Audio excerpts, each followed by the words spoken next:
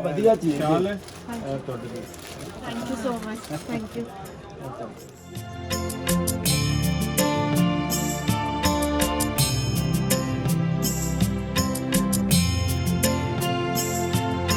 ਜੀ ਗੁਰਪ੍ਰੀਤ ਸਾਹਿਬ ਦੀ ਫੈਮਿਲੀ ਦੇ ਨਾਲ ਹਾਂ ਇਸ ਵੇਲੇ ਅਸੀਂ ਸਾਰੇ ਇਕੱਠੇ ਖੜੇ ਆ, ਲੰਗਰ ਚੱਕ ਲਿਆ ਵਾ ਪਰ ਲੰਗਰ ਹਾਲ ਦੇ ਸਾਹਮਣੇ ਖੜੇ ਆ ਤੇ ਆਈ ਥਿੰਕ ਇਹਨਾਂ ਦੇ ਬੇਟੇ ਜਿਹੜੇ ਹਨ ਇਹਨਾਂ ਤੋਂ ਗੱਲ ਦਾ ਸਟਾਰਟ ਲੈਣਾ।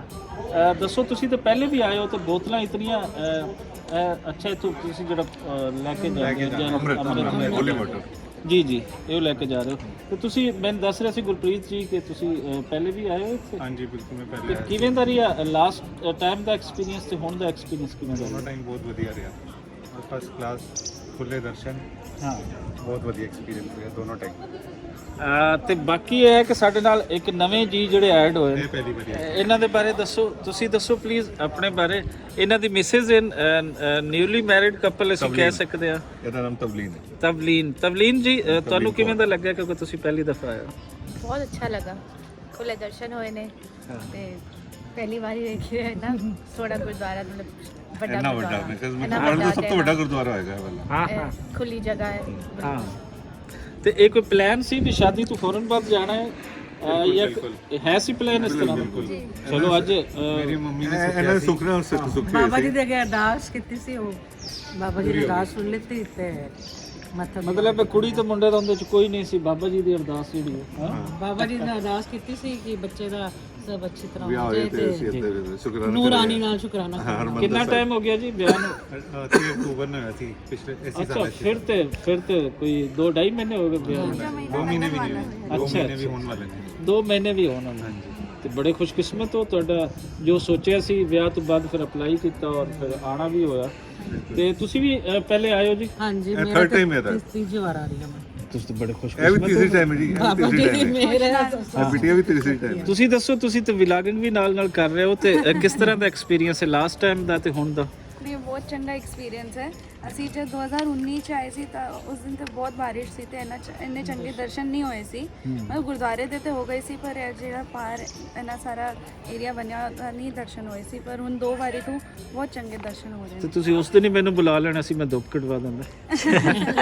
ਮੁਲਾਕਾਤ ਨਹੀਂ ਹੋਈ ਸੀ ਫਾਦਰ ਹਾਂ ਸਾਹਿਬ ਹਾਂ ਦੀ। ਹਾਂ ਇਹ ਤੇ ਮੇਰੀ ਮਾਰਚ ਤੇ ਮੈਂ ਫਰਵਰੀ ਤੋਂ ਹੋਈ ਹੈ ਤੁਹਾਡੇ ਨਾਲ ਗੱਲ। ਬਿਲਕੁਲ। ਉਹ ਤੇ ਪਹਿਲੇ ਇੰਟਰਵਿਊ ਤੁਹਾਨੂੰ ਦੱਸੇ ਜੀ ਉਹ ਪਹਿਲੇ ਜਿਵੇਂ ਗੱਲ ਹੋ ਰਹੀ ਸੀ ਕਿ ਇਹਨਾਂ ਨੇ ਵੀਡੀਓਜ਼ ਰਾਹੀਂ ਕੰਟੈਕਟ ਹੋਇਆ ਔਰ ਉਸ ਤੋਂ ਬਾਅਦ ਫਿਰ ਮਾਰਚ ਦੇ ਵਿੱਚ ਇਹਨਾਂ ਨੇ ਕਿਹਾ ਕਿ ਮੈਂ ਆਣਾ ਹੈ, ਲੇਕਿਨ ਮੈਂ ਨਹੀਂ ਆ ਪਾਇਆ ਸੀ ਤੇ ਅੱਜ ਫਿਰ ਮੈਂ ਆਪਣਾ ਪ੍ਰੋਮਿਸ ਪੂਰਾ ਕੀਤਾ ਹੈ ਤੇ ਸਵੇਰ ਲਾਹੌਰ ਤੋਂ ਨਿਕਲੇ ਤੋਂ ਨਾ ਇਕੱਠੇ ਖੜੇ ਹਾਂ। 130 ਕਿਲੋਮੀਟਰ ਡਰਾਈਵ ਕਰਕੇ ਆਏ। ਬਹੁਤ ਬਹੁਤ ਸ਼ੁਕਰੀਆ। 130 ਕਿਲੋਮੀਟਰ ਤੁਸੀਂ ਆਓ ਜੀ, ਅਸੀਂ ਤੇ ਦੌੜ ਕੇ ਆਵਾਂਗੇ ਲਾਹੌਰ ਛੱਡ ਕੇ।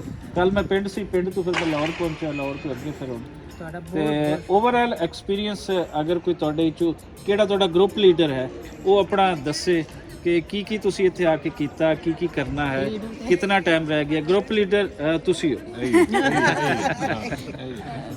ਅਸੀਂ ਹੁਣ ਸਭ ਕੁਝ ਤੇ ਕਰ ਲਿੱਤਾ, ਹੁਣ ਬਸ ਸ਼ਾਪਿੰਗ ਬਚੀ ਹੈ ਉਹ ਵੀ ਦੇਖ ਲਈਏ ਇੱਕ ਵਾਰੀ।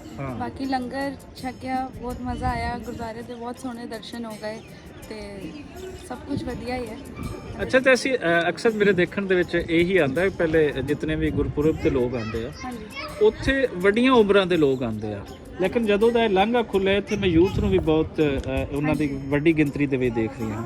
ਤੇ ਕੋਈ ਉਹ ਜਿਹੜੇ ਮਨਾਂ ਦੇ ਵਿੱਚ ਖੌਫ ਸੀ ਪਹਿਲੇ ਕਿ ਪਾਕਿਸਤਾਨ, ਜਦੋਂ ਪਾਕਿਸਤਾਨ ਦਾ ਨਾਮ ਆਏਗਾ ਜਾਂ ਪਾਕਿਸਤਾਨੀ ਵਾਸਤੇ ਇੰਡੀਆ ਦਾ ਨਾਮ ਆਏਗਾ ਤੇ ਖੌਫ ਜਿਹਾ ਹੁੰਦਾ ਸੀ, ਹੁਣ ਕਿਸ ਤਰੀਕੇ ਉਹ ਕੋਈ ਖੌਫ ਦੂਰ ਹੋ ਰਹੀ ਹੈ ਜਿਹੜੀ ਨਵੀਂ ਪੀੜ੍ਹੀ ਉਸ ਤੋਂ? ਹੋ ਹੀ ਗਿਆ ਖੌਫ, ਨਵੀਂ ਪੀੜ੍ਹੀ ਬਹੁਤ ਆ ਰਹੀ ਹੈ ਇੱਥੇ। ਅਸੀਂ ਵੀ ਨਵੀਂ ਪੀੜ੍ਹੀ ਦੇ ਆ, ਇਹ ਲੋਕ ਵੀ ਹਨ ਤੇ ਬਹੁਤ ਸਾਰੇ ਲੋਕ ਨੇ ਇੱਥੇ, ਸਭ ਆ ਰਹੇ ਨੇ ਤੇ ਡੈਫੀਨੇਟਲੀ ਖੌਫ ਤੇ ਘਟਿਆ ਹੀ ਹੈ। ਅੱਛਾ ਇੱਕ ਹੋਰ ਸਵਾਲ ਹੈ ਕਿ ਇੰਡੀਆ ਦੇ ਵਿੱਚ ਤੁਸੀਂ ਦਿੱਲੀ ਦੀ ਰਾਜਧਾਨੀ ਦੇ ਵਿੱਚ ਬੈਠੇ ਹੋ ਇੰਡੀਆ ਦੇ, ਤੇ ਜਦੋਂ ਪਾਕਿਸਤਾਨ ਦਾ ਨਾਮ ਆਉਂਦਾ ਹੈ ਤੇ ਕੀ ਜ਼ਿਹਨ ਦੇ ਵਿੱਚ ਆਉਂਦਾ? ਸਾਨੂੰ ਤੇ ਸਾਡੇ ਦਾਦਕਾ ਨਾਨਕਾ ਜ਼ਹਿਨ ਚ ਆਉਂਦਾ ਹੈ ਕਿਉਂਕਿ ਸਾਡੇ roots all the 4 grandparents are from Pakistan। ਸਾਡਾ ਤੇ ਆਪਣਾ ਇੱਕ ਤਰ੍ਹਾਂ ਕਹਿ ਲਓ ਕਿ ਰੂਟਸ ਦੇ ਕੋਲ ਆ ਗਿਆ। ਨਾਨਕਾ ਦਾਦਕਾ ਦੋਨੋਂ ਹੈ ਸਾਡਾ। ਠੀਕ ਹੈ ਠੀਕ। ਇਹੀ ਆਉਂਦਾ ਖਿਆਲ ਚ। ਤੁਸੀਂ ਪਲੀਜ਼ ਦੱਸੋ ਕਿ ਪਾਕਿਸਤਾਨ ਦਾ ਕਿਸ ਤਰੀਕੇ ਦਾ ਇਮੇਜ ਹੈ ਉੱਥੇ ਲੋਕਾਂ ਦੇ ਜ਼ਿਹਨਾਂ ਦੇ ਵਿੱਚ, ਨਵੀਂ ਪੀੜ੍ਹੀ ਜਿਹੜੀ ਯੂਥ ਹੈ ਉਹਨਾਂ ਦੇ ਜ਼ਿਹਨਾਂ ਦੇ ਵਿੱਚ ਜਦੋਂ ਨਾਮ ਆਏਗਾ ਤਾਂ ਕੀ ਜ਼ਿਹਨ ਦੇ ਵਿੱਚ ਆਏਗਾ? ਪੋਜ਼ਿਟਿਵ ਨੈਗੇਟਿਵ ਕੀ ਹੈ? ਪੋਜ਼ਿਟਿਵ ਹੁਣ ਤੇ ਸਾਰਾ ਪੋਜ਼ਿਟਿਵ ਹੀ ਹੈ। ਜਦ ਤੋਂ ਮਤਲਬ ਤੁਸੀਂ ਦੇਖਦੇ ਹੋ ਕ੍ਰਿਕਟ ਵਿੱਚ ਵੀ ਦੋਨੋਂ ਟੀਮਾਂ ਦੇ ਪਲੇਅਰ ਆਪਸ ਵਿੱਚ ਮਿਲ ਜੁਲ ਕੇ ਖੇਡਦੇ ਨੇ, ਫਰੈਂਡਸ ਵੀ ਨੇ ਤੇ ਸਭ ਕੁਝ। ਮਤਲਬ ਨਵੀਂ ਪੀੜ੍ਹੀ ਦੇ ਨਾਲ ਪਾਕਿਸਤਾਨ ਦਾ ਨਾਂ ਰੋਸ਼ਨ ਹੀ ਹੋ ਰਿਹਾ।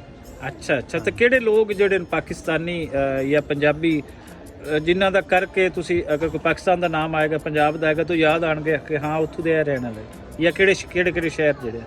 ਬਿਲਕੁਲ ਸਾਰੇ ਮੇਰੇ ਫੇਵਰੇਟ ਪਾਕਿਸਤਾਨ ਕ੍ਰਿਕਟਰਸ ਤੇ ਸ਼ਾਹਿਦ ਅਫਰੀਦੀ, ਇੰਜ਼ਮਾਮ ਉਲ ਹਕ, ਸਭ ਅਸੀਂ ਤੇ ਵੇਖਦੇ ਆਏ ਛੋਟੇ ਵਕਾਰ ਯੂਨਸ, ਇਮਰਾਨ ਸਾਹਿਬ ਵਸੀਮ ਹੋਵੇ। ਅਕਰਮ, ਹਾਂ ਸਭ ਨੂੰ ਅਸੀਂ ਫੋਲੋ ਕਰਦੇ ਆ ਤੇ ਅੱਛਾ ਲੱਗਦਾ ਹੈ। ਕੁੜੀਆਂ ਦੇ ਵਿੱਚ ਸਪੈਸ਼ਲੀ ਜਿਹੜੀ ਯੂਥ ਹੈ ਉਹਦੇ ਵਿੱਚ ਅਗਰ ਪਾਕਿਸਤਾਨ ਦੇ ਬਾਰੇ ਪੁੱਛਿਆ ਜਾਂਦਾ ਹੈ ਤੇ ਕੀ ਉਹਨਾਂ ਦੇ ਜ਼ਿਹਨਾਂ ਦੇ ਵਿੱਚ ਕਿਸ ਤਰ੍ਹਾਂ ਦਾ ਹੈ? ਜਿਵੇਂ ਕਿ ਮੇਰਾ ਪਹਿਲਾ ਕੁਐਸਚਨ ਸੀ, ਤੁਸੀਂ ਪਲੀਜ਼ ਦੱਸੋ ਕਿ ਕੁੜੀਆਂ ਦੇ ਵਿੱਚ ਕਿਸ ਤਰ੍ਹਾਂ ਹੈ? ਸਾਨੂੰ ਅਸੀਂ ਤੇ ਜੀ ਸਾਡੇ ਸ਼ਾਪਿੰਗ ਦਾ ਹੈ ਤੇ ਪੰਜਾਬੀ ਸੂਟ ਦੇ ਪਾਕਿਸਤਾਨੀ ਸੂਟ ਦਾ ਅਸੀਂ ਪਾਕਿਸਤਾਨੀ ਪਲੇਸ ਦੇਖਨੇ ਆ, ਉਹਦੇ 'ਚ ਜਿਹੜਾ ਸੂਟ ਹੋ ਗਏ, ਸਭ ਹੋ ਗਏ, ਫੈਸ਼ਨ ਸਾਰਾ ਅਸੀਂ ਪਾਕਿਸਤਾਨ ਦਾ ਹੀ ਫੋਲੋ ਕਰਦੇ ਹਾਂ।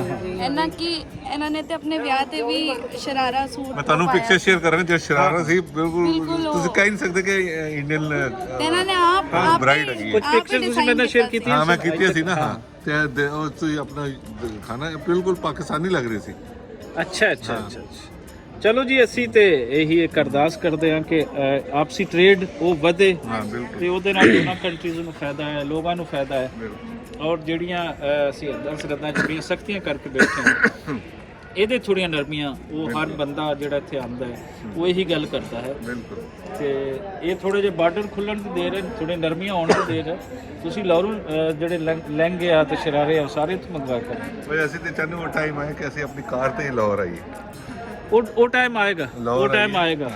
ਬਾਰਡਰ ਤੇ ਚਾਹੇ ਪੂਰੀ ਫਾਰਮੈਲਿਟੀਜ਼ ਪੂਰੀਆਂ ਕਰਨ, ਉਹਦੇ ਚ ਵੀਜ਼ਾ ਹੋਏ, ਪੂਰੀ ਫਾਰਮੈਲਿਟੀਜ਼ ਹੋਣ, ਸਾਨੂੰ ਕਾਰ ਉਹ ਤੁਹਾਡੇ ਜੇ ਲੋਕਾਂ ਦਾ ਕਰਕੇ ਹੀ ਹੋਏਗਾ। ਜਿਸ ਤਰੀਕੇ ਦੇ ਨਾਲ ਪੂਰੀ ਫੈਮਿਲੀ ਇਹ ਬਾਰ-ਬਾਰ ਆ ਰਹੀ ਹੈ, ਇਹ ਮਦਦਾਂ ਵੰਡ ਰਹੀ ਹੈ, ਇੱਕ ਅੱਛਾ ਮੈਸੇਜ ਦੇ ਰਹੀ ਹੈ, ਇਸ ਤਰੀਕੇ ਦੇ ਲੋਕਾਂ ਨੂੰ ਹੀ ਅੱਗੇ ਆਉਣਾ ਪਏਗਾ।